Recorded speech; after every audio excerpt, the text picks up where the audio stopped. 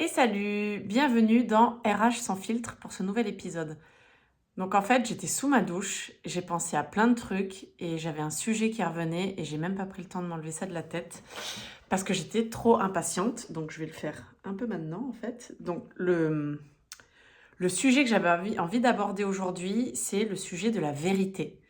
La vérité au travail, faut-il toujours dire la vérité? Et puis la vérité aussi, dans la vie personnelle, qu'est-ce qui se cache derrière les mensonges? Quel est le risque à mentir? Est-ce qu'on prend des risques à dire la vérité? Est-ce que c'est acceptable? Est-ce que c'est la vérité à tout prix? Et en fait, je me suis posé toutes ces questions pendant que j'étais sous la douche. Attends 2 secondes.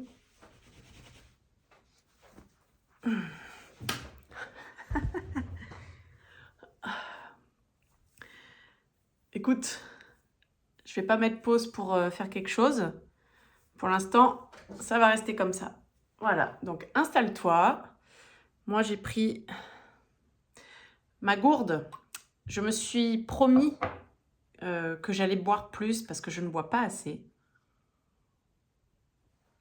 Et tu vois, je ne prends plus de résolution. Ou on va dire que si je devais prendre une seule résolution, d'ailleurs j'en avais fait un post LinkedIn, ce serait la résolution de me respecter et de plus faire semblant pour rentrer dans des cases, ne plus me trahir. Ce serait ça, ma résolution. Mais en fait, j'ai plutôt envie de dire que c'est une promesse que je me fais à moi-même et je ne me trahirai pas. Donc, la boucle est bouclée. Donc, la réflexion que je me suis faite sur la vérité, la notion de vérité, elle est partie du fait qu'on est début janvier, qu'il fait moins 7 degrés, il faisait ce matin quand je suis allée amener mon fils à l'école, et que ça m'a rappelé, en fait, au moment où j'étais sous ma douche, une période de ma vie, donc c'était en janvier 2010, et il neigeait. Il neigeait à Toulouse et je commençais mon métier, ma première collaboration d'avocate. Donc j'étais avocate collaboratrice donc dans un cabinet avec 2 avocates qui n'étaient pas associées dans leur business, elles avaient juste une association de moyens. Donc elles partageaient les locaux, donc du matériel, imprimante et tout ça, et une secrétaire et moi. Ça veut dire que chacune me payait la moitié de mes honoraires. Et en très résumé, parce que c'est pas vraiment l'objet, même si ça a contribué, j'avais pas de spécialité en droit du travail parce que quand j'ai fait le concours pour entrer à l'école d'avocat, j'avais un bac plus 4 et j'avais pas souhaité faire le bac plus 5 parce que je pouvais déjà aller passer le concours, faire mon année de prépa et passer le concours, et j'en avais marre de la fac. Donc pour aller vite, je n'ai pas fait ce master 2 en droit du travail et je suis directement allée en prépa obligatoire. J'ai passé le concours, je l'ai eu du premier coup et donc je me suis retrouvée sur le marché à chercher une collaboration. Sauf que ça a fini par poser problème, le fait que j'ai pas cette spécialisation, parce que quand j'allais devant les cabinets d'avocats, quand je postulais, les cabinets me disaient, en fait, entre vous qui avez et le CAPA, donc le certificat d'aptitude à la profession d'avocat, et un master, une maîtrise, un bac plus 4, et vos collègues qui ont un bac plus 5 et le CAPA, on va prendre ceux qui ont le bac plus 5 et le CAPA. Donc, je galérais à trouver un boulot. Et puis un jour, j'ai eu un entretien donc avec ces deux sœurs. Et elles ont menti. Elles ont menti et j'ai été consentante sur ce mensonge. Donc, l'ordre des avocats fixe une rémunération minimale à respecter pour tous les jeunes avocats. Donc, c'est l'UJA qui le fait. En tout cas, à l'époque, c'était l'UJA. Maintenant, honnêtement, je me suis éloignée de ce milieu-là, je ne sais pas, mais c'était l'UJA, l'Union des jeunes avocats. Et l'ordre des avocats validait le contrat de collaboration.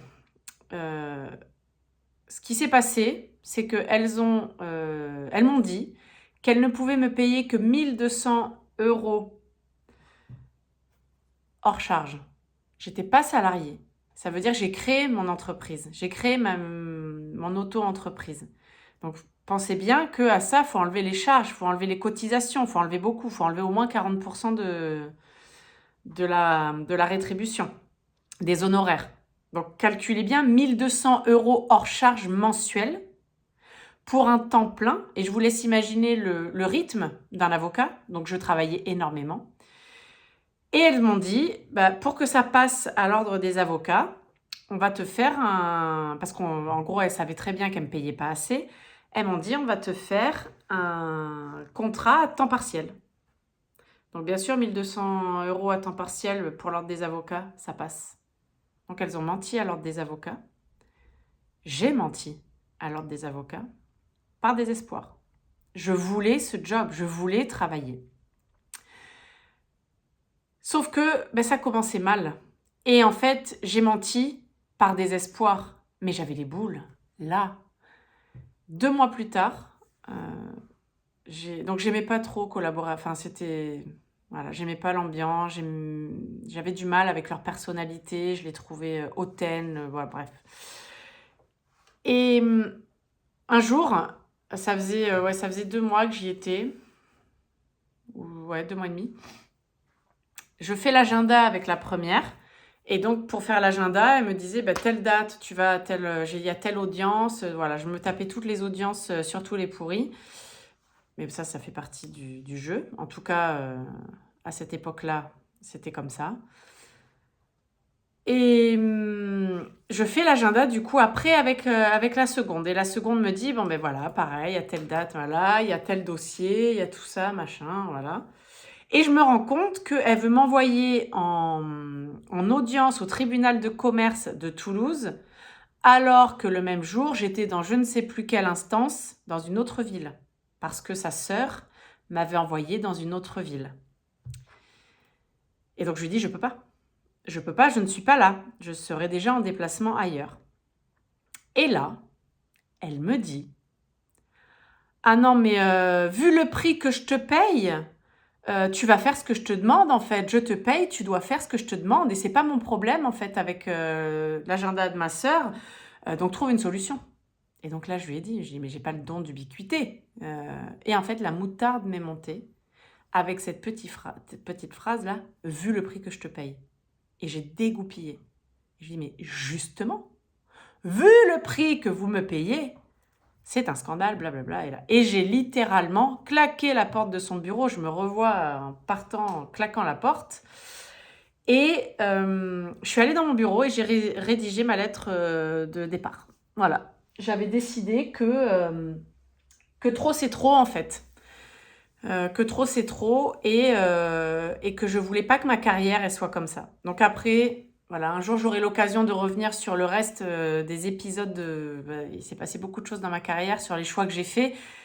Mais j'ai jamais regretté ce choix. Et après, j'ai pas trouvé d'autres collaborations. J'avais même repris mes études et après je suis partie en entreprise. Donc ça, c'est une autre histoire. Mais dans ma vie professionnelle, mon premier job, alors j'ai beaucoup travaillé quand j'étais étudiante et tout ça, et depuis mes 16 ans, j'ai toujours travaillé pendant les vacances, l'été et tout.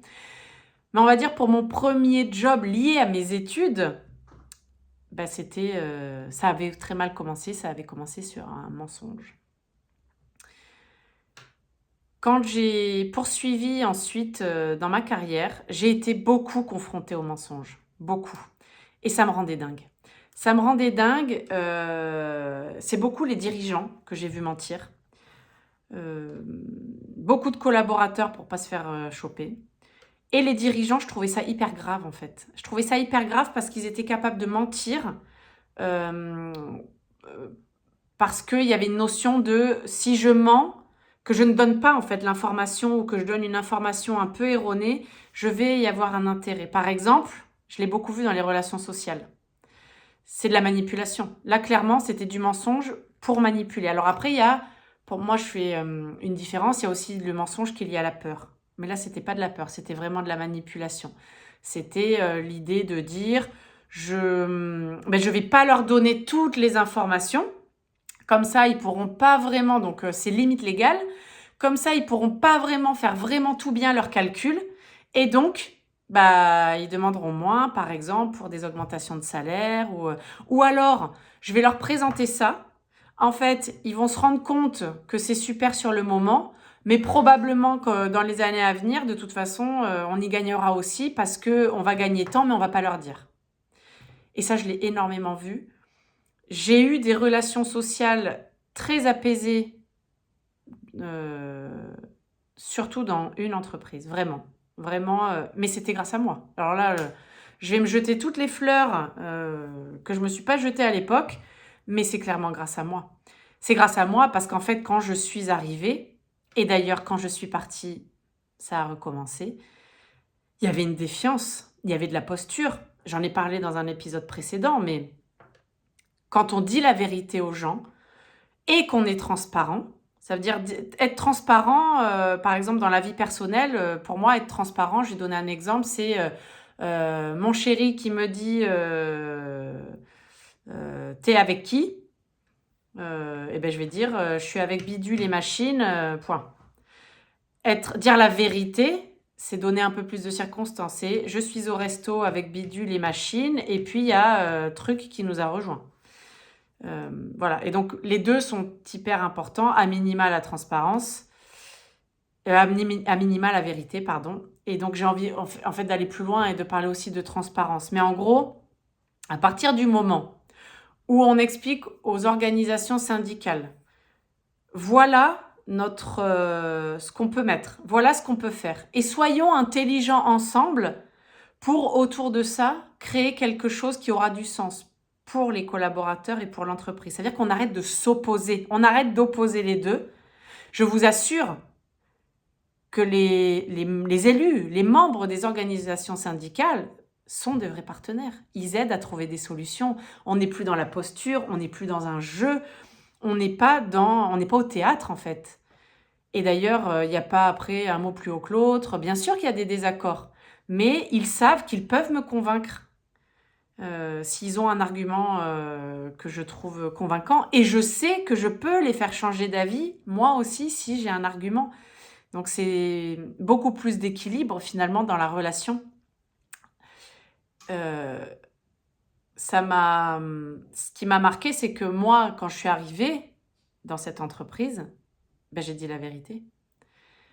J'ai été transparente, j'ai dit la vérité. J'ai incité la direction générale à faire la même chose et les relations se sont apaisées. Et d'ailleurs, quand j'ai quitté cette entreprise, c'était assez inattendu et j'ai été extrêmement touchée. D'ailleurs, mon chef avait été très surpris, très agréablement surpris. Les élus, pour mon dernier CSE central, avaient fait un tour de table pour les uns derrière les autres me remercier du travail qu'on avait fait ensemble, de ce que j'avais fait pour eux, etc. etc. Donc, la vérité, ça paye. Et surtout, si la personne en face de vous sait que vous ne manipulez pas, que vous êtes en train de dire la vérité, même si vous avez peur, en fait, vous êtes en train de dire la vérité, ça veut dire qu'elle peut vous faire confiance. Voilà. Et si vous perdez la confiance, après, il y a intérêt à être irréprochable. Et d'ailleurs, dans la vie personnelle, c'est la même chose. C'est-à-dire que, bien sûr, moi, j'ai menti. Évidemment, j'ai menti. Parfois, c'était des gros mensonges. Et puis, on se fait choper ou on se fait pas choper. Et qu'est-ce qu'on en fait? Qu'est-ce qu'on en fait? Et finalement, moi, je me dis maintenant, presque la vérité à tout prix. Mon chéri, il m'a dit il n'y a pas très longtemps, et je suis d'accord avec lui. Alors, je suis un peu moins extrémiste que lui sur le sujet, mais je suis d'accord avec lui. Il m'a dit que la vérité, c'est le plus beau cadeau qu'on peut faire aux gens qu'on aime. Là, je suis d'accord avec lui. La vérité, c'est le plus beau cadeau qu'on puisse faire aux gens qu'on aime. Parce que ça veut dire aussi que je t'aime tellement que je n'ai plus peur et je te dis la vérité. Et donc, si je te mens, si j'ai encore peur, c'est que j'ai du mal à choisir l'amour. J'ai choisi la peur. Alors évidemment, c'est des phénomènes qui sont souvent inconscients, mais à partir du moment où on en prend conscience, c'est un choix. C'est-à-dire que tant qu'on n'a pas choisi, tant qu'on n'a pas mis en conscience que c'est un choix, on n'est pas en mesure de se dire Là, ok, j'ai peur, je fais quoi? Il faut se le répéter souvent, je pense. Parce que, parce que la peur, c'est quelque chose de très difficile souvent à dépasser. Et on a beau avoir conscience de quelque chose, on peut procrastiner, on va dire. Et c'est quelque chose de très difficile à dépasser, la peur, surtout quand elle est profondément ancrée, quand elle est ancienne. C'est quelque chose de très difficile. Et d'ailleurs, souvent, soit on y arrive tout seul, c'est-à-dire qu'on a un espèce de déclic et un truc qui nous fait dire c'est bon maintenant, stop, j'aurai plus peur. Et même si j'ai peur, je ferai le choix, on va dire, courageux. Soit on peut aussi se dire euh, je sais pas, en fait. Je sais ce que j'ai envie de faire, mais je sais pas comment. Et donc procrastiner. Euh, Moi, je l'ai fait. Moi, c'est quelque chose que j'ai fait et je pense que ça vous parle aussi, ça te parle. Si, si tu es très honnête avec toi-même, évidemment, tu as menti. Après, le côté plus extrémiste, peut-être de dire, c'est la vérité à tout prix. Là, j'ai encore du mal à me forger mon opinion parce que j'ai pas encore imaginé le à tout prix. Par exemple, si là j'imagine une vérité qui tuerait mon fils, je mens. Donc, euh, voilà. Je ne suis pas aussi noir et blanc, noir ou blanc. En revanche, j'ai décidé, je le fais juste. J'ai pris l'engagement vis-à-vis de moi-même. Je me suis fait une promesse à moi-même de ne plus mentir. C'est-à-dire de même les petits mensonges sympathiques là qui allaient, c'est bon, voilà, comme ça j'ai la paix. J'assume les conséquences de la vérité. C'est pas toujours simple. C'est pas toujours simple parce que parfois ça peut amener à un conflit, ça peut aussi, et là je parle aussi beaucoup aussi du côté professionnel. Ça veut dire que alors dire la vérité est différent de dire ce qu'on pense et ce qu'on ressent. Hein. Euh, on peut ériger en vérité, on peut dire je ressens ça et c'est notre vérité. Il faut faire quand même attention aussi à c'est quoi la vérité. Parce que ma vérité n'est pas forcément celle de quelqu'un d'autre. Parce qu'après, sinon, on parle des faits. Donc là, je parle vraiment de dire sa vérité. Par exemple, dans une entreprise, on remarque quelque chose. C'est notre responsabilité, notamment en tant que RH, de dire voilà ce que j'observe. Et de ne pas cacher la vérité. C'est y a tel comportement, je ne ferme pas les yeux devant ce comportement, même si c'est celui du patron.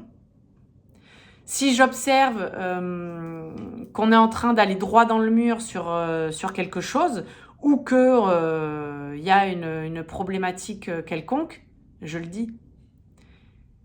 Et moi, ça m'a coûté beaucoup en entreprise de dire la vérité. En fait, je suis très partisane de la vérité depuis très longtemps. Même s'il m'est arrivé de mentir et voilà, de faire des gros mensonges qui ont eu des grosses conséquences, j'ai beaucoup appris et j'apprends encore beaucoup. Et en entreprise, ça m'a... Malheureusement, en fait, ça a pu me porter préjudice. Et j'ai compris pourquoi. Il y a deux choses. J'encourage à dire la vérité. J'encourage les RH à dire la vérité. À ne pas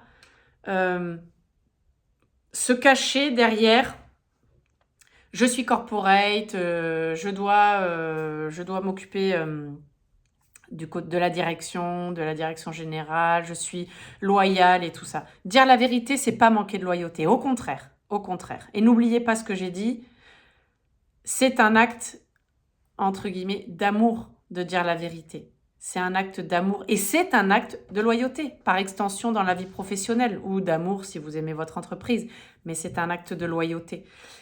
Et la deuxième chose, et c'est ça la clé, c'est comment vous dites la vérité. Et dans mes différentes expériences professionnelles, j'ai toujours dit la vérité, mais je me suis rendu compte que je la disais mal. Je la disais de façon... c'est pas ma vérité, c'est la vérité, voilà. J'ai alerté énormément, plusieurs fois, dans toutes les boîtes où je suis passée. J'ai alerté sur plusieurs sujets, plusieurs fois. Et je sais très bien que la manière de dire les choses a un impact. Parce qu'en face de nous, on parle à un être humain. Peu importe ce qu'on est en train de lui dire, on parle à un être humain. Un être humain qui a ses propres émotions, son histoire, ses croyances. Et donc, quand on dit quelque chose qui remet en question, la vérité peut remettre en question et peut déranger, ben, on peut déclencher quelque chose. On appelle ça les triggers. On peut déclencher chez lui quelque chose de profond qui va le faire réagir et qui peut le faire réagir mal. Donc, on peut se retrouver devant quelqu'un qui va dire bah, « Merci beaucoup de m'avoir fait remonter ça, c'est super, on va travailler dessus. » Mais on peut aussi avoir la personne qui va se sentir attaquée, qui va pas comprendre. Moi, j'ai déjà fait un rapport d'étonnement dans une entreprise.